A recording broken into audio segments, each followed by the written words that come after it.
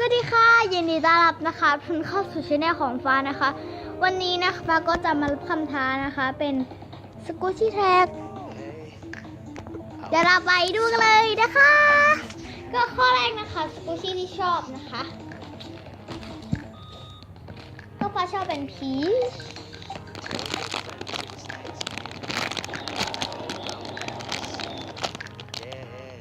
มันไม่มีเสียงอ่ะ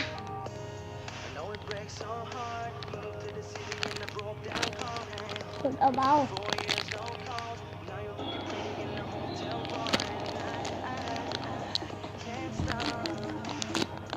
ต่อไปนะคะข้อที่2นะคะสกูชี่พิซซ่า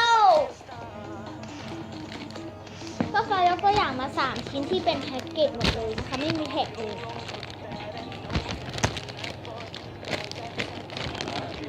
เนี่ย3ชิ้นเนี่ยชิ้นที่1นะคะชิ้นที่2แล้วก็ชิ้นที่3ที่สุดค่ะ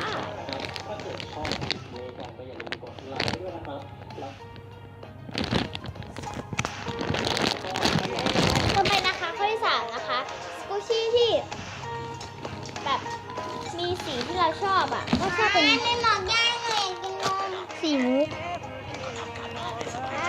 อยากกินนมเลยบอกง่ายหน่อยแป๊บนึง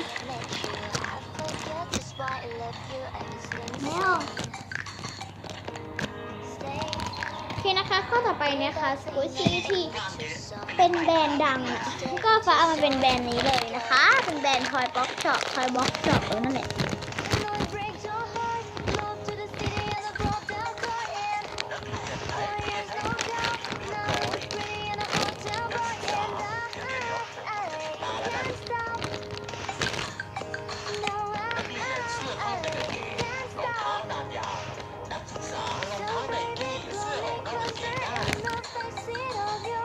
ต่อไปนะคะสกูชี่ที่มีแพ็กเกจสวยนะคะแล้วก็ให้มันเป็นยูนิคอร์นนะคะแพ็กเกจสวยแล้วก็สกูชี่ก็สวยด้วยนะคะโอเคนะคะต่อไปนะคะสกูชี่ที่มีสีชมพูทั้งตัวนะคะก็ไม่มีนะคะแต่ว่ามีเป็นแบบเนี้ยมันก็สีชมพูทั้งตัวปะก็ยกเว้นหน้านะคะแล้วก็หูแล้วก็ตรงเนี้ยสีขาวแล้วก็สีดำแล้วก็สีเหลือง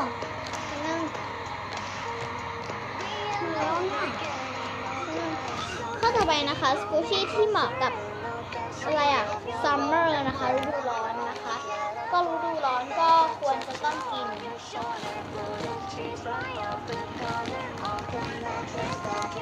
เราก็จะต้องกินแบบนี่เลยฤดูร้อน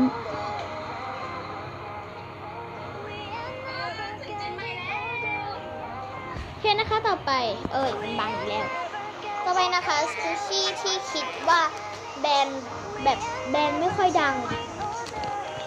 ก็จะเป็นแบรนด์ Sun Cube England นะคะแต่ว่าสกูชี่มันอยู่ข้างในหรือเปล่า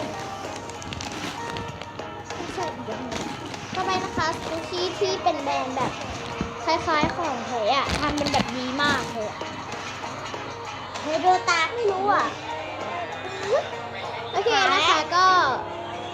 ถ้าใครชอบนะคะก็อย่าลืมกดไลค์นะคะแล้วก็กดแชร์แล้วก็กด subscribe นะคะแล้วก็เป็นกำลังใจให้เราด้วยนะ